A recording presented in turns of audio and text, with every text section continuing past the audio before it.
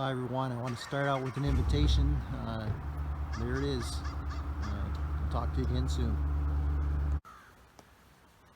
I'm here outside the study window because I wanted to share with you some of my work environment. Before I share that though, just remind you about that little clip there from the front. That's an invitation. If you are age 3 to grade 5 or know somebody in that age group, we'd love to have you come and be part of our Awana Club that begins next Wednesday night, October the 5th. At 6 o'clock. Come and join us, and we'll be glad to have you come and be part of that as we share the love of Jesus Christ with another generation of people. Now, I've parked myself here outside of my study window because I want you to have a chance to maybe admire for a moment my work environment. In fact, it's almost a little bit distracting this time of year. I consider it a great privilege to be able to look out my window and see the beauty of our God and what He has done, how He, in a sense, has painted this picture on His and through His creation. I know that some people they work in the urban jungle. They're surrounded by concrete and glass in their workplace. Some people are in a little cubicle serving alongside of others in a place that maybe is a little less encouraging. Some go to a workshop and pick up their tools from day to day. Others are on the floor of a factory and do their work repeatedly and diligently.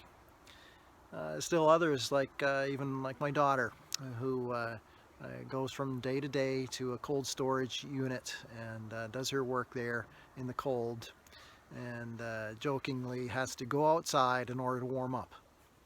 Well, wherever it is, whether you're surrounded by beautiful leaves like this, like I am, or you're inside in the cold storage working away like my daughter, or any type of environment in between, we're reminded of this, that when we work, we join in the purpose of God. I was reminded of that this week by master preacher Bryan Chapell, a man who has preached throughout his adult life, who has dedicated much of his adult life to sharing preaching with others and teaching others about the great craft of preaching. And as he shared in those brief words, he caught my attention by making that comparison. The fact that we are created in the image of God. The Bible makes that plain throughout. And as we reflect on that fact that we are created in the image of God, right in that statement that's made, that right at the beginning of the Bible, we are reminded that the people, Adam and Eve, were given a task. They were given a job. They had work to do. And that work was to bring about the flourishing of the creation. Do you notice it there at the beginning of the Bible? They were put in the garden and told to tend it and to cultivate it, to nourish it, and through that to join with the Creator in doing the Creator's work. And so whether we're working in a cold storage or we're working in a study somewhere or anything in between, as we do that, we join in the Lord's work of bringing about flourishing. That certainly puts a strong perspective on what we do as people, that it's more than just a job. It's joining the Lord in His work that He has for us to do, and ultimately the work that He is doing.